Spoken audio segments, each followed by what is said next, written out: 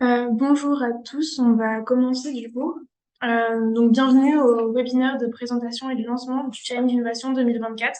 Donc c'est l'appel à projet R&D pour accélérer le développement circulaire de la filière textile, linge de maison, chaussures en France et en Europe. Donc quelques informations avant de commencer. Donc ce webinaire est enregistré. Il y aura un replay qui sera disponible sur notre chaîne YouTube et sur notre site internet.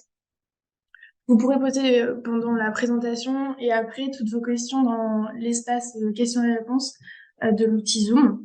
Donc, on aura un temps dédié, enfin, on prendra le temps de répondre à vos questions par la suite. Et enfin, on vous enverra donc à tous les participants de ce webinaire la présentation. And for non-French speaking participants, you can scan the QR code that you find here, or you can link on the link, and Antoine will also send you the link in the discussion. Donc aujourd'hui, je serai accompagnée de Cécile Martin, qui est responsable innovation et recyclage et qui est juste à côté de moi, donc chez Refashion, et moi-même, donc Léa Lemarinel, chef de projet innovation et recyclage chez Refashion, et donc on s'occupe notamment de l'appel à projet Challenge Innovation. On commencera donc par vous présenter rapidement Refashion, pour ceux qui ne connaissent pas. Ensuite, on parlera du Challenge Innovation et son historique. Euh, Ensuite, on abordera les spécificités du Challenge Innovation 2024, les axes stratégiques concernés, les conditions d'éligibilité. Ensuite, on parlera du processus de candidature, du processus de sélection et enfin les prochaines étapes. Donc, je vais laisser Cécile vous parler de Refashion. Bonjour, donc Refashion, donc nous sommes l'éco-organisme agréé par les ministères de l'écologie et de l'économie pour assurer la prévention et la gestion de la fin de vie des textiles d'habillement, linge de maison et chaussures qui sont mis sur le marché français. Nous accompagnons tous les acteurs de la filière, qui sont nombreux comme vous pouvez voir à gauche de l'écran, vers l'économie circulaire. Notre raison d'être, accélérer la transition vers un monde plus responsable de ses ressources et de l'environnement. Et notre feuille de route pour notre quatrième période d'agrément 2023-2028 couvre le cycle de vie entier du produit. Donc, de la production, il s'agit de mieux produire et réduire les impacts. À la consommation, où il s'agit d'encourager les usages et achats responsables pour tous les citoyens français, jusqu'à la régénération, donc développer la circularité des ressources via la réutilisation, le recyclage, etc. Je vous présente ici rapidement les objectifs clés donc pour cette période d'agrément 2023-2028, donc qui couvre encore une fois toutes les étapes du cycle de vie. Donc depuis la production où on a des écomodulations relatives à la durabilité des produits TLC, aux labels environnementaux et l'incorporation de matières recyclées. Pour la consommation, nous avons introduit un fonds réparation en fin d'année dernière. Et nous avons aussi 2% des contributions qui sont allouées à l'information et la sensibilisation des citoyens. Donc, on fait ça en direct chez Refashion ou via le support des collectivités locales. Pour la régénération, l'objectif clé est sur la collecte. Donc, on a un objectif de 60% de collecte par rapport aux mises en marché d'ici 2028. Pour tout ce qui va être tri en centre de tri, on a un objectif de 99,5% de valorisation des textiles et chaussures triés. Pour le recyclage, on a deux gros objectifs, donc 80% de recyclage pour les TLC non réutilisables d'ici 2027 et un focus sur les TLC non réutilisables qui intègrent de la matière plastique, ou synthétique, donc 90% de recyclage à horizon 28. On a maintenant 5% des contributions qui sont allouées à la R&D, comme pour les autres éco-organismes. Et on a des objectifs spécifiques aussi au réemploi avec l'introduction du fonds réemploi depuis 2023. Un petit rappel sur les chiffres, sachant qu'ici vous avez du coup les chiffres de 2022. On est en train de les mettre à jour pour le prochain rapport d'activité. Donc en 2022, on avait 827 000 tonnes de TLC mis sur le marché français, que ce soit en magasin ou en ligne, avec une majorité de vêtements. Pour la partie post-conso, on a eu 260 000 tonnes de textiles et chaussures qui ont été collectées via des opérateurs conventionnés. Et de ce tonnage collecté, il y a eu 188 000 tonnes qui ont été triées via des opérateurs conventionnés Refashion. La majeure partie triée en France.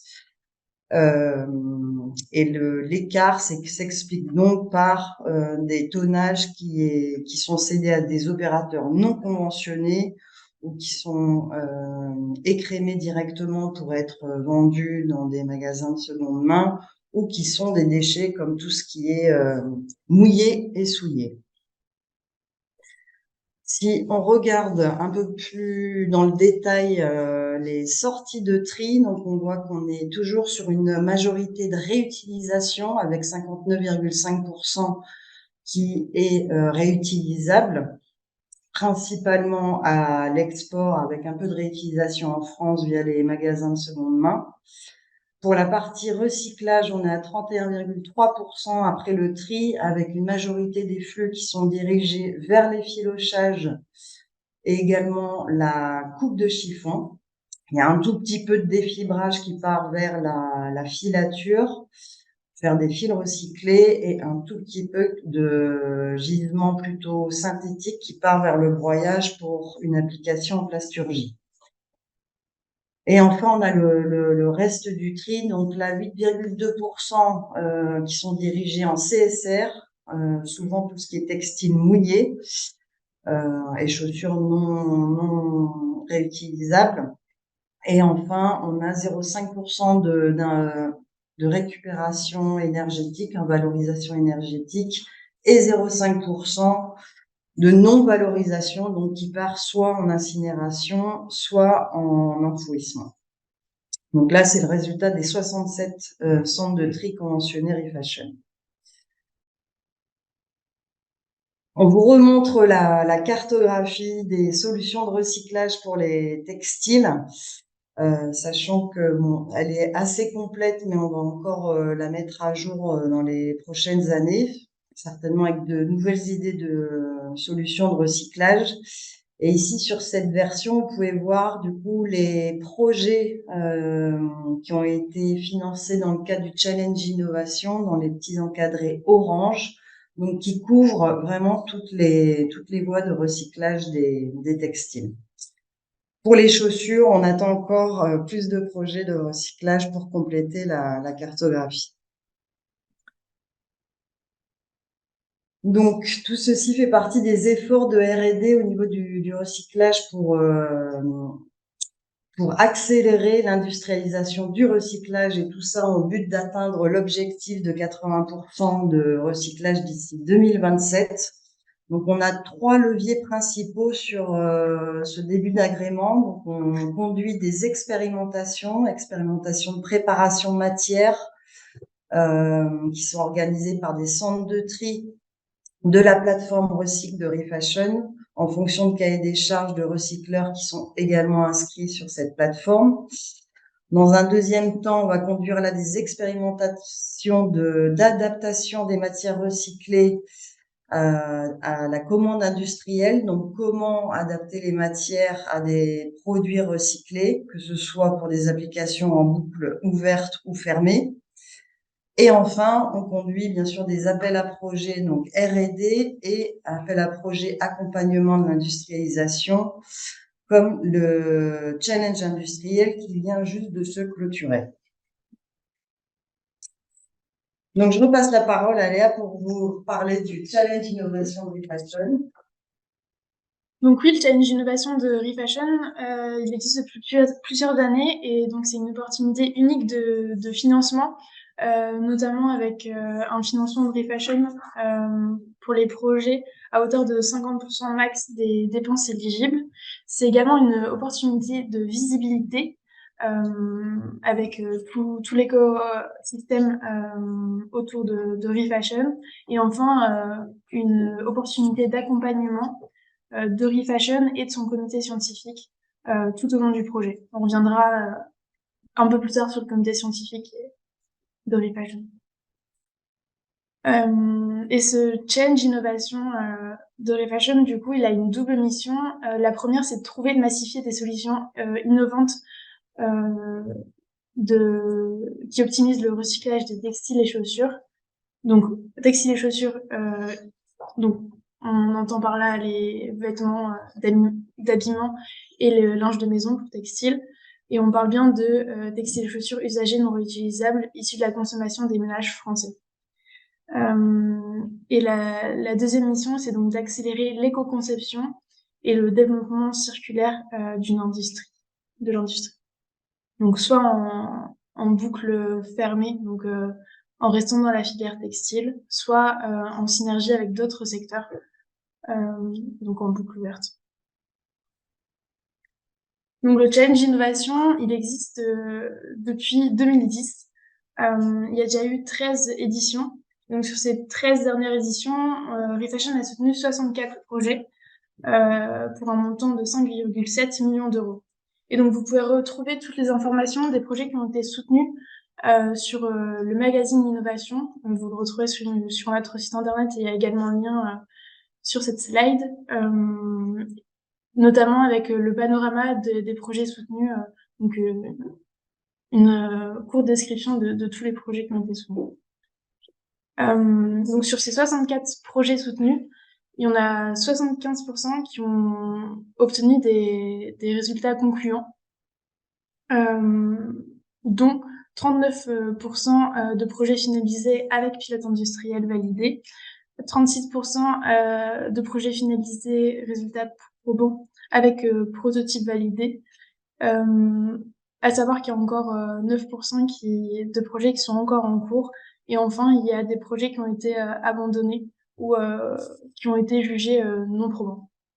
Petit retour en arrière sur les lauréats du Challenge Innovation 2023, donc de l'année dernière. On a eu 4 lauréats l'année dernière. Le premier, c'était Nolt avec le projet Le Maillot Infini, qui est du recyclage de maillots en polyester, du recyclage chimique. Enfin, on a du recyclage chimique de polyamide avec le projet Upniltex du CEA. Le projet Injectile de Vecosta, un projet de recyclage d'effilochés textiles en injecté. Et enfin, le projet Pur de la manufacture ERAM, un projet de recyclage de premières de propreté en polyuréthane. Et donc, vous avez toutes les informations, enfin, vous retrouvez les vidéos des lauréats 2023, pareil sur le lien. Et maintenant, je vais redonner la parole à Cécile pour qu'elle vous explique les modalités du Challenge Innovation 2024. Merci Léa. Donc, pour cette édition 2024, donc au niveau du périmètre, donc pour le périmètre des produits, ça c'est quelque chose qui ne change pas. Donc, on est toujours sur les textiles d'habillement, linge de maison, chaussures. Au niveau du financement, donc les projets lauréats pourront être financés à hauteur de 50% des dépenses éligibles du projet. Et vous avez le détail des dépenses éligibles juste en dessous. Donc, il s'agit des dépenses liées au personnel, évidemment, impliqué dans le projet. Il peut y avoir des lots qui sont traités en sous-traitance, mais il faut que ce soit à hauteur de 50% maximum du montant total du projet. Il peut y avoir les dépenses d'accompagnement et conduite de projet, tout ce qui est évidemment équipement et achat liés au projet, et enfin frais généraux de structure à hauteur de 5%. maximum du montant total du projet. Pour les axes stratégiques, donc cette année, on a 3 axes stratégiques. Donc, le premier axe concerne l'éco-conception des TLC, donc textiles d'habillement, linge de maison, chaussures, en vue d'augmenter leur durée d'usage. Donc ici, c'est tout ce qui va concerner l'amélioration de la durabilité physique des vêtements et chaussures et leur réparabilité. On inclut également dans l'axe éco-conception tout ce qui peut améliorer la recyclabilité des textiles et chaussures. Donc, ça peut être des solutions de conception des textiles chaussures qui intègrent une technologie qui allonge significativement leur durée d'usage ou bien qui améliore qui facilite leur réparation ou encore la séparation des composants pour une meilleure recyclabilité ensuite. Le deuxième axe concerne tout ce qui est solutions innovantes de tri automatisé et ou préparation au recyclage. Donc là, ça concerne tout ce qui est textile et chaussures usagées. Donc là, on sera sur des technologies de reconnaissance matière, préparation au recyclage justement pour enlever tout ce qui est perturbateur, ou encore méthode de séparation des fibres en mélange. Et enfin, le dernier axe, donc l'axe 3, ça concerne tout ce qui est solutions innovantes de recyclage des textiles, chaussures non réutilisables, post-consommation. Donc, aussi bien recyclage mécanique, thermomécanique ou chimique. Et on attend bien sûr des solutions toujours de recyclage qui portent sur les chaussures où on manque encore de solutions. Et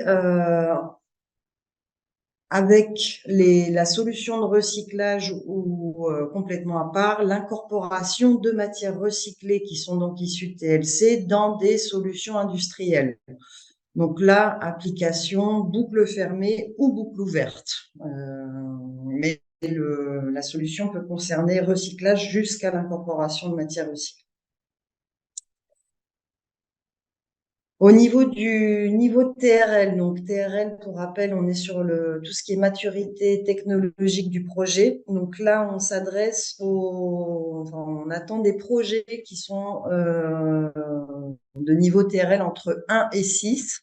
Donc ça correspond au premier stade de R&D jusqu'au prototypage du système industriel. Tout ce qui est au-delà, c'est hors scope. C'était le périmètre du challenge industriel qui vient juste de se clôturer. Donc là, on est sur nouvelles solutions ou bien pour lever des verrous en vue de valider le POC ou bien au-delà, juste l'échelle au-dessus.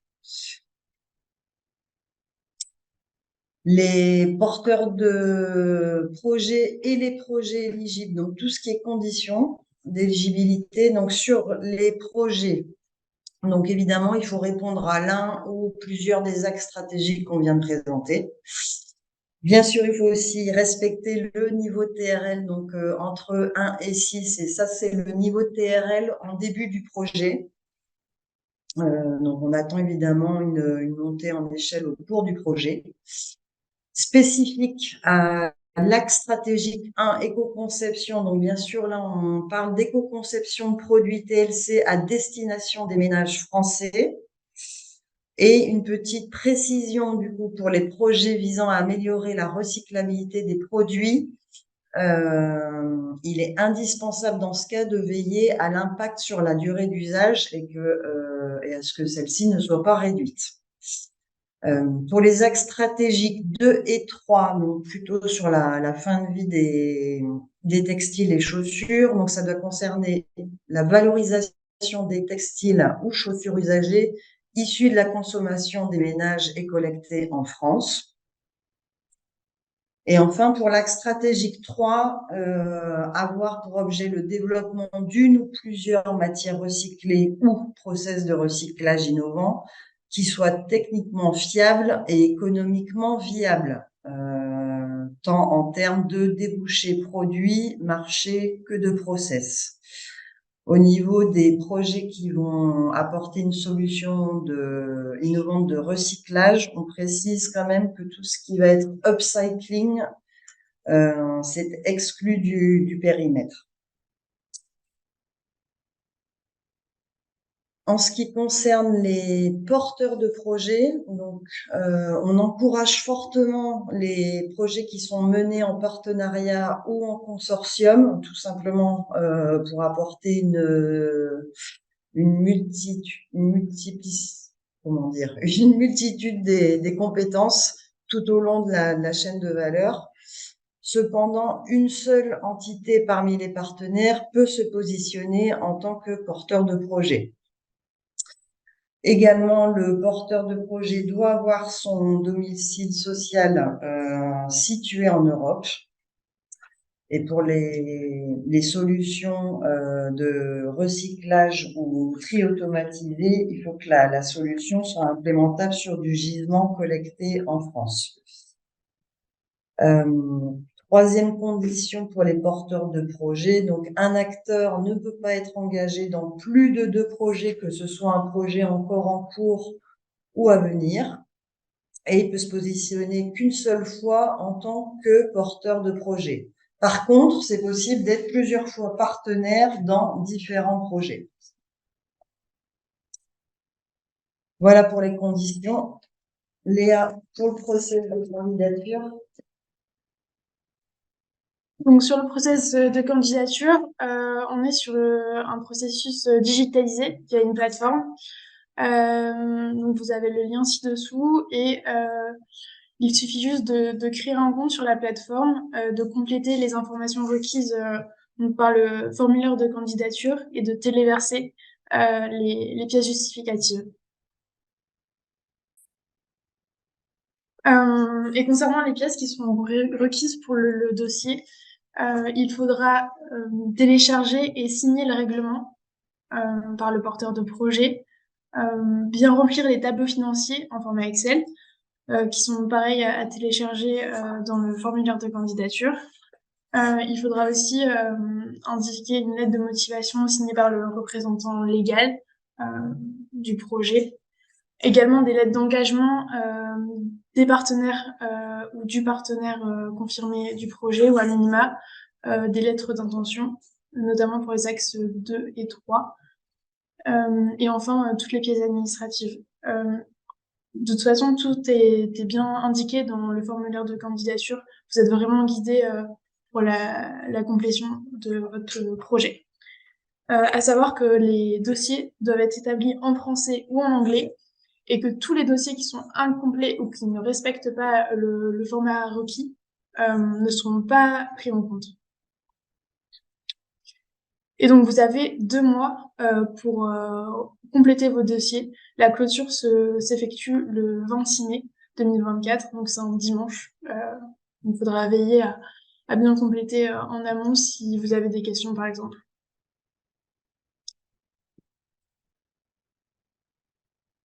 Alors, pour le processus de sélection, on va rester sur un format assez classique. Donc, une fois que vous aurez déposé vos projets, il y aura une présélection déjà de dossiers par le jury du Challenge Innovation 2024. Et donc, pour les projets présélectionnés, il y aura les auditions des porteurs de projets. On va vous donner le calendrier juste après, mais juste une précision déjà, les auditions se feront en français. Et enfin, on aura la sélection des lauréats à l'issue des auditions, donc sélection recommandée par le jury du Challenge Innovation 2024 et validée par le Paris Fashion, donc via le conseil d'administration. Le jury du Challenge Innovation 2024, comme on disait, est issu du comité scientifique Rifasten et il est composé d'enseignants scientifiques, chercheurs, de fédérations, de membres de pôles de compétitivité, d'excellence, aussi bien dans les domaines textiles que plasturgie, et des représentants de la filière aval, donc aussi bien des opérateurs de tri que des recycleurs. Donc, pour avoir vraiment une complétion des points de vue lors de la revue des dossiers. Les critères d'évaluation des projets pour cette édition 2024, donc ici vous les avez dans l'ordre d'importance. Donc on va juger le caractère innovant du projet, tout simplement parce qu'on est sur les niveaux de TRL 1 à 6.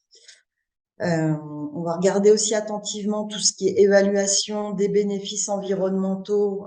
Donc il y a une ACV simplifiée ou à minima un inventaire des impacts du cycle de vie qui sera demandé pour tous les projets soumis.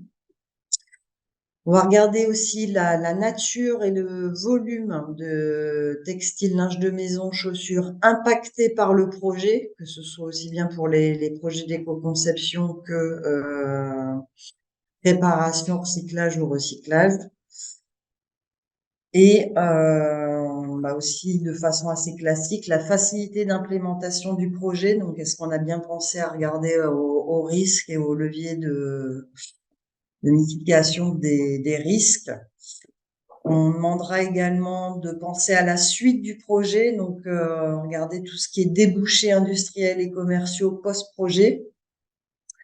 Et enfin, pour mener le projet, on regardera la qualité des compétences pluridisciplinaires, donc que ce soit par l'entité, le porteur de projet seul ou avec les partenaires du projet. Tout ce qui va être ressources dédiées à la gestion de projet et enfin les tableaux financiers correctement complétés, donc à minima tout ce qui va être dépenses liées au projet et la répartition du projet dans les différents lots de travaux, comme pour les éditions précédentes.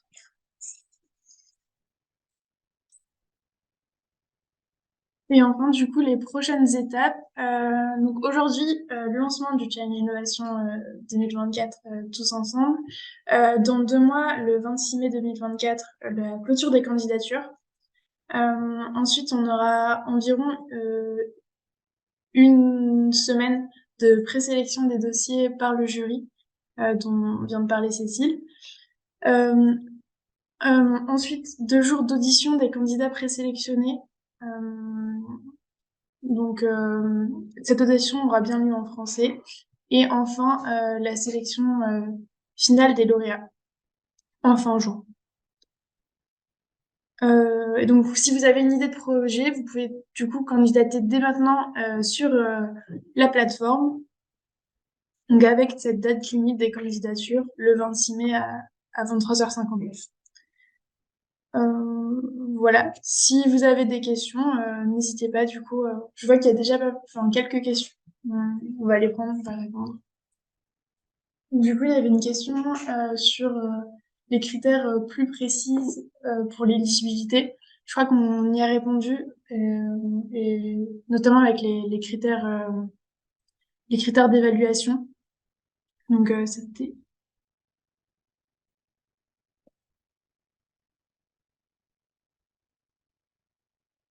cette slide-ci. Donc, de toute façon, tout ce qu'on vous a présenté ici est dans le règlement que vous trouverez sur la plateforme également et que vous devriez signer.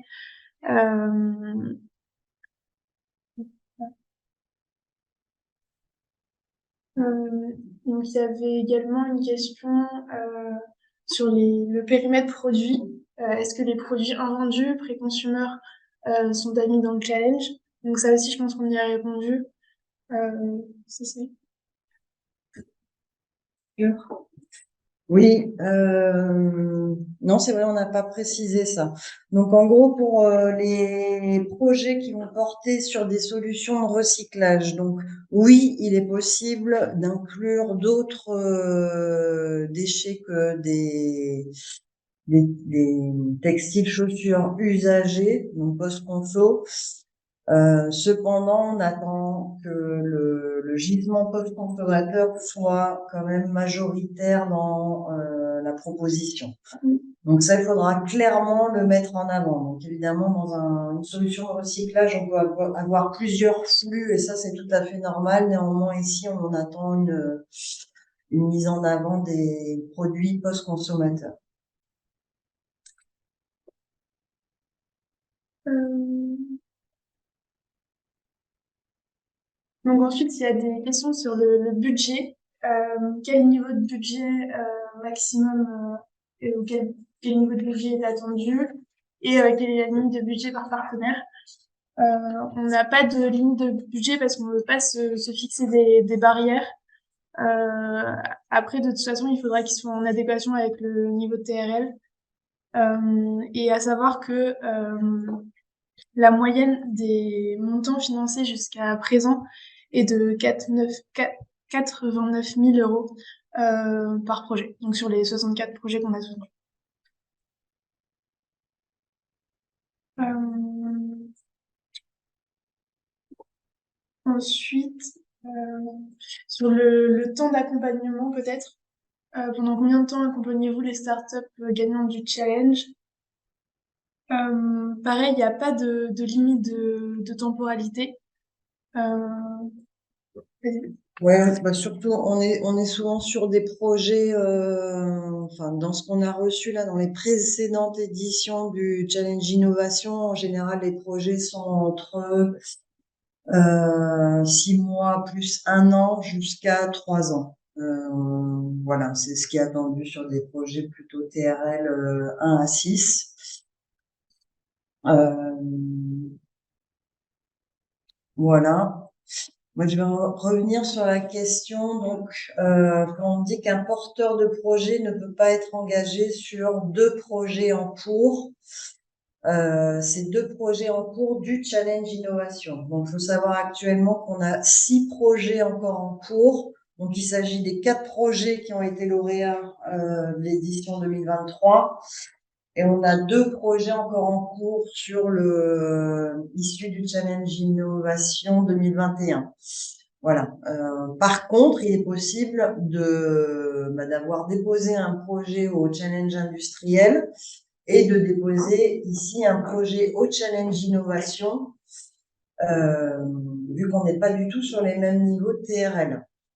Le Challenge Innovation, donc, on va s'adresser à des projets où il reste encore des verrous à lever avant d'avoir une solution qui soit testée, validée et où on veut monter d'échelle.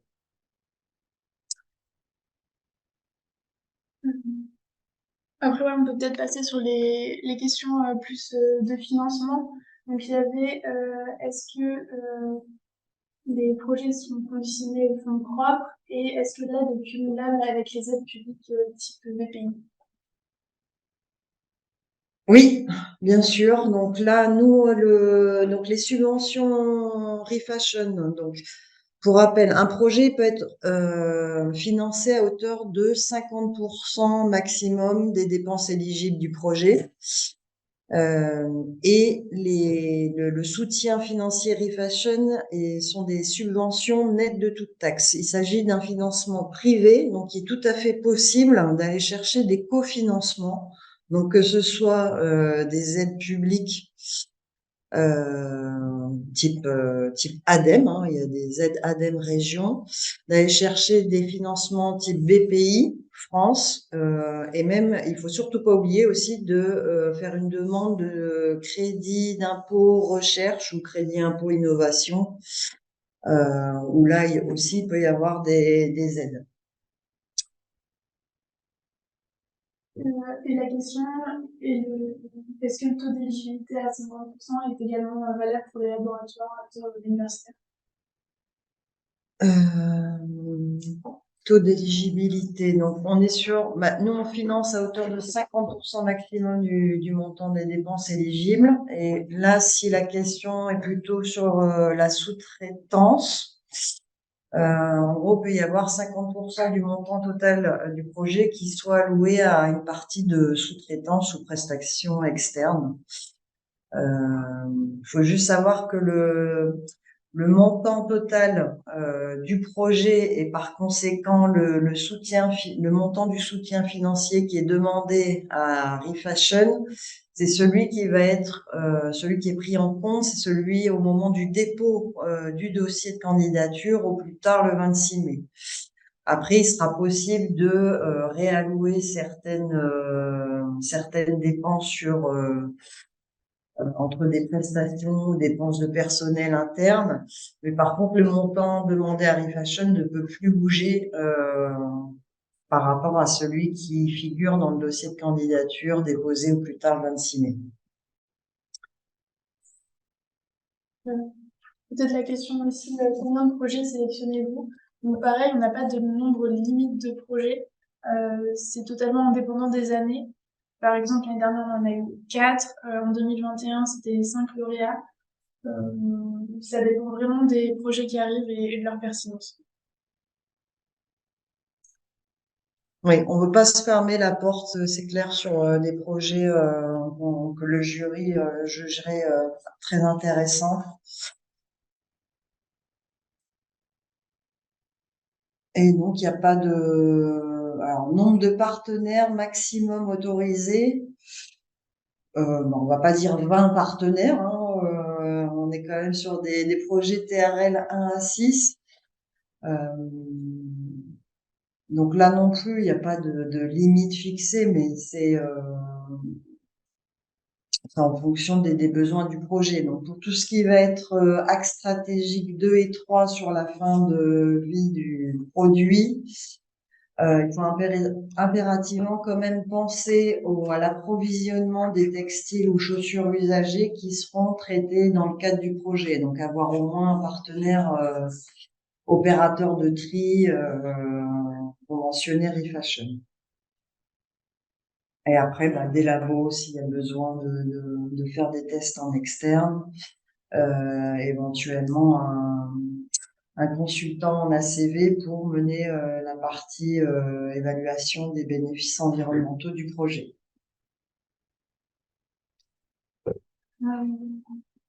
Il y a une question, pouvez-vous revenir sur le niveau de maturité des projets? Je vais remettre la slide. Donc, le niveau de maturité technologique attendu, on l'a dit, c'est TRL 1 à 6. Et donc, c'est vraiment de l'échelle labo, LUD, jusqu'au prototypage du système industriel TRL 6. Je ne sais pas si...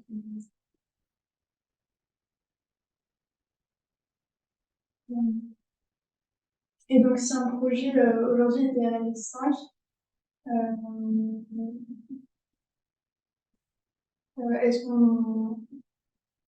est-ce qu'on peut donc la question, si le projet aujourd'hui est en TRL 5 par exemple et que nous souhaitons candidater au Challenge Innovation 2024, dépenses correspondantes à des TRL supérieurs à 6, ce que la plupart ont pas été. Oui, c'est assez spécifique ça comme question. Donc, logiquement, si l'ensemble du projet, hein, on va juger le niveau de TRL. Donc là, on verra au cas par cas si les questions spécifiques projet. Mais logiquement, les dépenses sont relatives au projet, donc TRL situé dans le site. Ouais.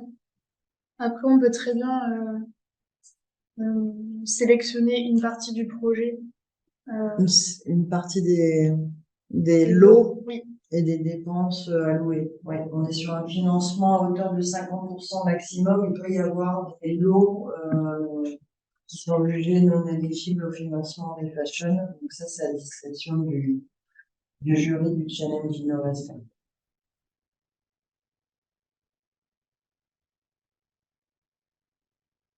Il y a la question aussi, combien de pourcentage au démarrage, donc je pense que c'est dû au financement également. Donc oui, au démarrage, pour les projets sélectionnés, on verse un acompte de 30% du montant qu'on verse au total pour vous aider à effectuer les premières dépenses du projet. Et ensuite, on fixe ensemble les échéances et la part de soutien qu'on verse à chaque réunion de suivi et à chaque validation de lot.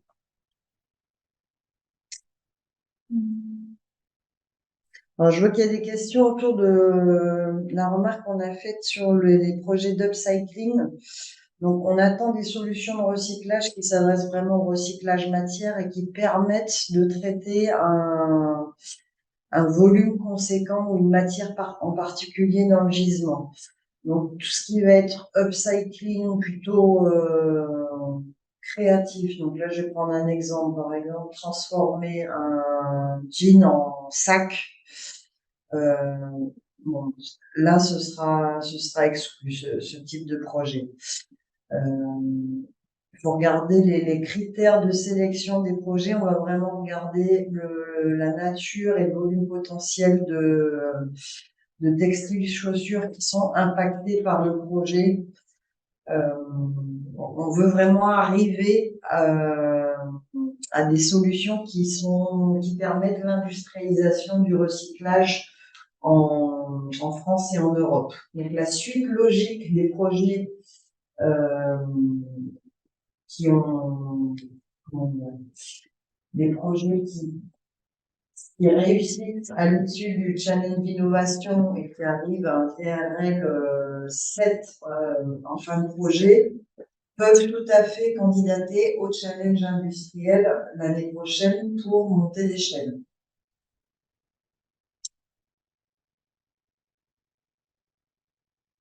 Euh, Après, il y avait encore une question sur y a-t-il des fourchettes sur la taille de projet attendu, durée, montant, et une préférence entre les projets collaboratifs ou non.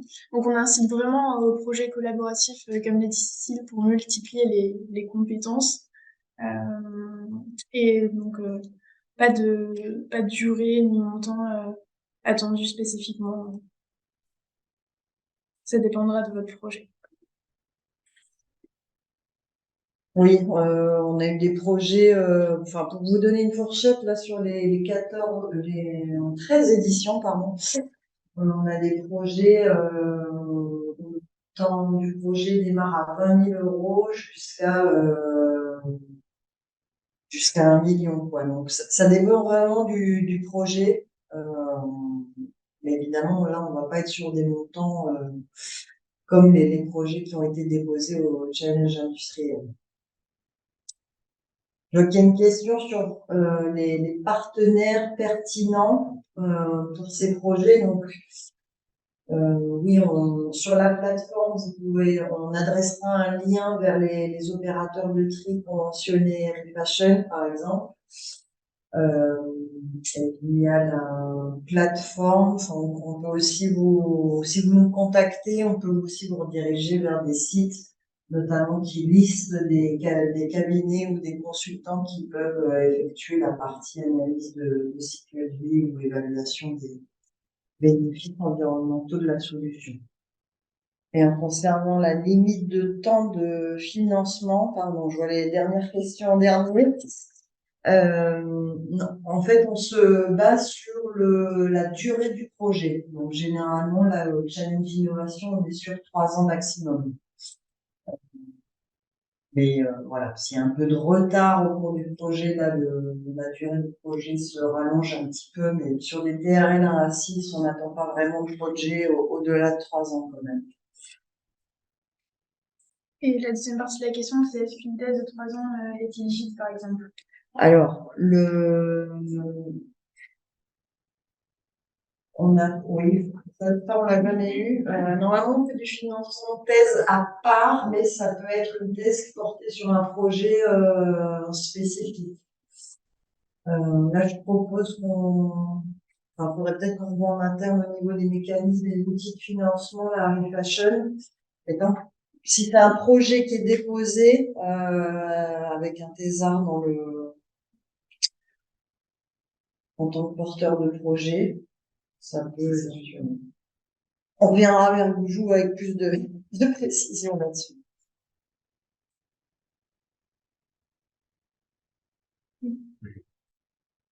Donc, y a-t-il un budget de projet minimum? Ça, on a déjà répondu. Enfin, non, il n'y a pas de minimum. Comment faire partie des listes d'accompagnateurs, ACV, éco-conception? Non, on n'a pas de liste en propre chez les Fashion. C'est plutôt des ressources qu'on trouve et qui sont disponibles. Je ne sais pas trop comment répondre à cette question.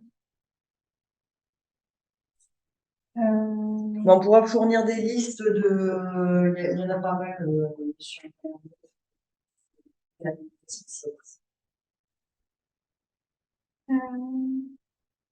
il y a également la question sur est-ce que les grands groupes sont éligibles à cet appel à projet. Oui, tant que c'est, comme on l'a dit, une seule entité qui fédératrice qui se positionne en tant que porteur de projet, euh, elles sont totalement éligibles. Oui, donc tous ces détails-là, vous pourrez les retrouver dans le règlement qui est sur la plateforme, sachant que le règlement est à lire scrupuleusement et à signer et à reverser dans votre dossier de candidature ensuite. Concernant les entités qui peuvent se positionner comme un porteur de projet, donc on a dans le règlement une liste non exhaustive, mais bon, ça peut être aussi bien une entreprise qu'une organisation, une structure professionnelle comme une fédération, un centre technique industriel, un institut de recherche, un pôle de compétitivité, un établissement d'enseignement. Donc voilà, c'est assez large.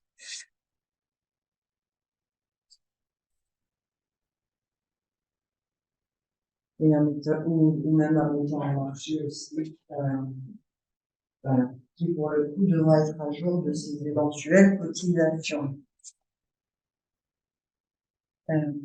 On a des petites questions sur les anciens lauréats.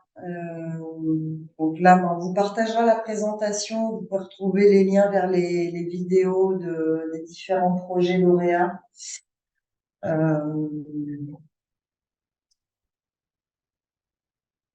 Voilà. Après, c'est pas tout à fait le sujet du webinaire ici, mais on peut retrouver bien sûr les informations. Et, Faut-il avoir une structure juridique pour candidater? Oui. Oui, oui. On ne peut pas avoir d'individus seuls qui candidatent. On sera les projets lauréats, en fait, on aura une convention de soutien, donc il faut qu'on puisse avoir des structures juridiques pour établir la convention de soutien du projet lauréat.